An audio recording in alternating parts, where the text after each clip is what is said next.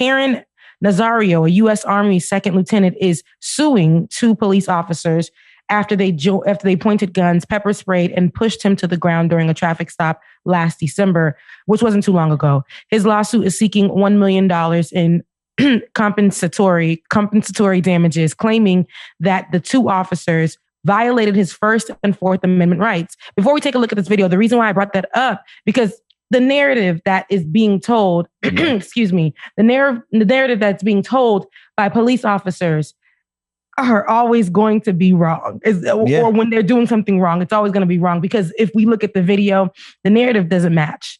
Right. The story that they're trying to tell does not match. This lieutenant is sitting in his car and he literally is doing nothing, afraid for his life. And let's just roll that video so that we can see. I'm actively serving this country, and this is how you're going to treat me. I didn't do anything. Whoa. Video released by U.S. Army Lieutenant Caron Nazario's attorney shows the moment the soldier in uniform was pepper sprayed in the face with his hands raised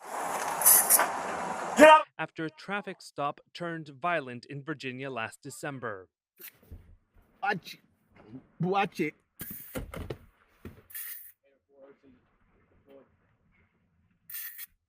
Get out of the car!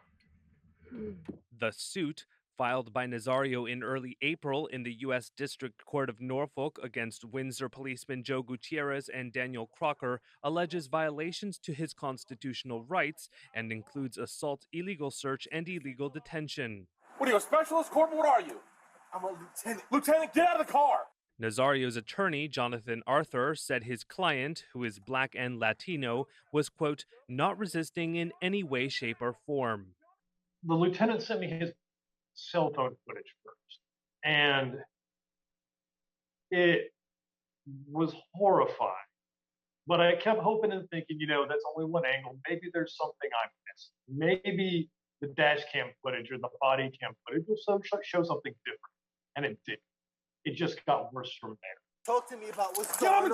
Get on the ground now! Nazario was driving his new SUV with a temporary paper tag displayed on the back window on December 5th when he was told to pull over in Windsor, a small Virginia town southeast of Richmond.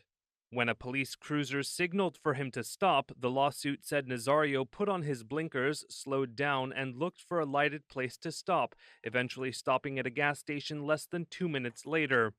The suit says an officer radioed to dispatch that a driver without a tag was eluding police and was considered a high-risk stop, and another officer responded to the scene. I'm honestly afraid to get out. Yeah, dude, you should be. Get out! Nazario told police that he was afraid to get out of the vehicle. The suit says Nazario had his hands up, offered no resistance, but was pepper sprayed and violently knocked to the ground and detained. Ultimately, Nazario was released without charges. I can't believe being treated like this. I don't want to charge you. I will. It's my job. I don't want to. So Virginia Governor Ralph Northam called the incident disturbing and directed the Virginia State Police to conduct an independent investigation into the matter. What this report really didn't show was the fact that if you read more on the story, and this is what mainstream media does, it takes out some really key things for you guys to understand exactly what people of color, Black people, go through. First of all, driving into a lit area for a Black person when they're being pulled over by a cop, specifically a gas station, is very important because we want to make sure that we're safe. Going into the cut with the police officer, anything could happen. Okay. And the first thing that this officer said as he got out the car when he was talking to the lieutenant was like, you're going to see lightning. Mm-hmm. Open the door. And he said, you're going to see lightning. That's a term like an execution, right? Like you're going to get the chair or something like that. And in the report, when he was being interviewed, the officer about the incident, he stated that he made sure he went easy on the lieutenant because he knew that he can get in trouble. Right? He would lose his place as lieutenant, but I'm saying to myself, oh, you went easy on him. You were wrong. And you thought, and I believe it was an authority thing. He saw that this man was lieutenant when the windows were rolled down. And he was like, he automatically assumed, I felt like, oh, this black man thinks he's better than me. Right. So let me belittle him, make him feel small. Right. Like, and that is what I saw there. And it was terrible. There was so much going on in that video. And the fact that this man said, this is a lieutenant that's trained. And he literally was like, I'm honestly afraid to take off my seatbelt. And the police officer continued to yell and scream, take off your seatbelt. He has his hands up and he's saying, I am afraid. And what happens? He gets pepper sprayed for voicing his fear that he may die. So I don't know. Go ahead. And the fact that he said, I'm afraid to get out the car. And they said, you should be. Exactly. Right. Mm-hmm. And Rebecca, you hit on something real key here. Every encounter I've ever had with the police has been, for them, a dick measuring contest. They need to assert some latent insecurity over the people that they are stopping. They need to be the big man in that moment. And any type of, it doesn't matter whether you're docile and kind and you try to work. It doesn't matter if you get an attitude with them. Mm-hmm. If they have it in their mind that they want to be superior to you in that moment, that's what they're going to, and that's what you saw in that clip. He said, like, what kind of rank are you? Blah, blah, blah, blah, blah. He said, no, I'm a lieutenant. And that made that man even more upset. Now, one of the police officers, the main police officer there in that video was fired. But let me tell you, what we're looking at in Minneapolis, we see that you have all these officers who are testifying against Derek Chauvin, right? Good. That's what they should do. But that doesn't mean that these police officers are any better. Because just down the road from Minneapolis, all those police officers that were testifying in Brooklyn Center, now you have police officers who shot and killed Dante Wright. So it's a systemic problem across all policing agencies. And everybody wants to take the time and say not all cops are bad. Yeah, well, if you are not stopping the bad cops, you're a bad cop. Period. James. You already know how I feel. Yeah. And I will say not all, there may be some good ones out there, but you're right. If y'all aren't saying anything, and maybe we don't know, maybe they are helping or doing something. Do fucking more. How about that? Mm-hmm. Do more, because this shit has to stop, man. Because what's going to happen next? Yeah. I got a 20-year-old nephew, man, that I'm scared to death of going out. Because Buddy has wild hair, and even though he looks like he's mixed race, gonna be the first one. As you see, they don't care how the hell you look. Yeah. So I'm just like, man, this shit needs to. It's not even about. You made a good point. Because I mean, as long as they see a sprinkle of color in you, or assume, or you show some kind of you stand up for yourself, right? Yeah, period. If you do anything like that, they are going to make sure they make you feel small. And don't be a black person. And they'll do that anyway. They abuse officers, abuse authority for some reason. And it's not only officers, it's people in positions of power. We see that. Mm-hmm. But as we cover this right now, officers abuse authority. I remember being a 12-year-old little girl. My neighbors called the police on us and said that we were breaking into our own home. I walk outside for the mail. I'm 12 years old, getting the mail. I see planes or whatever in the sky, and I'm like, what? I'm looking up, and it's the sheriffs, and I'm like, what? Why are they up there? And they're flying so low. Then I look in the trees, and I see officers with their guns drawn on me. Then they walk over to me, put their gun on my back as a 12-year-old little girl, and told me to call into my home. Do I live there? And call into my home for all my brothers to come out, and had us all on our knees in the front of my house in handcuffs because my white neighbor believed we didn't live there. And because I told them we live here, and my dad told me, do not speak to you guys. You guys are scaring me. They made me feel even smaller as a 12-year-old. So if they can do that, okay, if they can shoot a little boy for playing with a BB gun, if they can, anything like that, these people, the officers get into these positions and they just believe, okay, I'm king. I'm the boss. I own everything. Nobody can speak to me with disrespect because I did my 1 year or whatever to become an officer.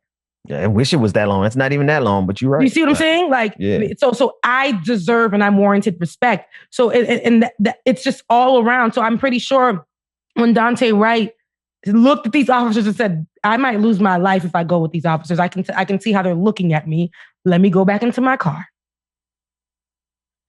Got shot. Because that's what officers believe is a threat. Somebody walking away from you. And what rips me apart, Rebecca, is that he called his mother and said, I'm getting pulled over. Yep. And then the next thing she finds out is that he's dead. I am James and everybody, anybody who has Black children or Black nieces and nephews, we're terrified of our children going out into public, especially without us. I never forget, I got pulled over by this one cop. And this was a Black cop. Oh, dumbass looking. Anyway, this dude pulled me over and had literally no reason to pull me over. First thing he did was tell me to get out the car. And I had my kid, my son, my oldest son, he was newborn, and my wife was in the car. And he told me to get out. I'm like, why? And he said, don't ask why. He said, get out the car. And Jada nudged me and I got out. And he took me to the back of the car. And you want to know what it was his tone. It was his power. It was all control. But you know what he pulled me out the car for? What? Because I had an outliner on my tag. You know how you have the little overlay? Yes, and he said, I can write you a ticket for this right now and you would have to pay it. And I'm like, did you seriously do all this in front of my wife and my kid? And I didn't say it to him out loud, but in my mind, I'm like, because at that point, anything could have happened.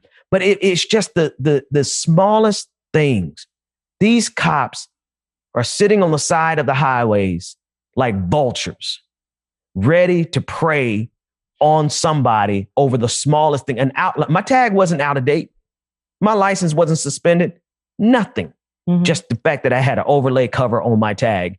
And that could have escalated had I done anything to assert my dignity above simply asking why you want me to get out the car, because that made them mad. If I had said anything else above that, I probably would have been arrested. Yeah. For resisting arrest. Yes. And they are, because these officers really think that they are above everything. They'll be the ones to turn on their lights and go way past speed limit just because they do not want to be at the stoplight. Exactly. Then they'll be the ones behind you when you are, because you know when cops pull up behind us, we're like, please don't pull us over, please don't pull us over, please don't pull us over. And we keep looking in the back, and then we're driving the speed limit below the speed limit. They'll be the ones that keep flashing their lights at you like, move the hell around. Exactly. Move the hell around. And these people, it's just too much. It's like, what are they trained for? They're trained to kill. Yeah. They're not army men. They're police officers. They're supposed to be to protect and serve us, yet they walk around like they trained to kill. That's it. Yeah. And Black folks, when they see them, they're like, hey, this is target practice for me. And I know that I can get away with this. And I know when I go, and the way that officer, the words that the officer said in that report was like, I was doing him a favor. I made sure that what I was going to do was not report this and let him just go. And if he lets it go, I let it go so that he wouldn't get in trouble when he goes back as an Army lieutenant. That he wouldn't lose his position. I know one thing. They better find Derek Chauvin guilty. They better find that. The thing is, we are just like the videos, Ben, that we just saw of the lieutenant, getting dragged. And that man at the end of, before we get there, that man at the end of that video, that we didn't see that, he literally was crying, y'all. That made the officer excited to me. Like when you see the video of the lieutenant getting pulled on the ground, he started to cry and say he didn't do anything. And that broke me, the way he cried like a baby, which reminds me of George Floyd crying. It's like they break you down. They break you down like that and they find joy in it. And they will have their knee on your neck as you cry out for your mom. And they will literally restrain you as you begin to cry like an infant child for your life. because they want to. You said break. They want to break us. They want to break the people. They want to break you and make you small. But even though we have seen it, it's so crazy that we're saying if we're going to find Derek Chauvin, the murderer, if they don't find him guilty, but we've seen it on camera. There was more than enough evidence, more than enough witnesses, more than enough experts that we've heard. And we're still being dragged through this whole thing that literally are saying this man is guilty. But the way our justice system works, for a black man, it would have took a day. For this white man, they're giving him opportunity after opportunity after opportunity. Oh, yeah. Yeah. Because they're going to drag that out. Because after last week's testimony, from that physician, I'm like, bro, there is no way in hell you can come up here and ask this man any more questions. You think that you gonna change something, bro? If y'all find this man not guilty, bro, or quit him, bro, burn this. Excuse me, y'all, I gotta say it. And Mama, I apologize.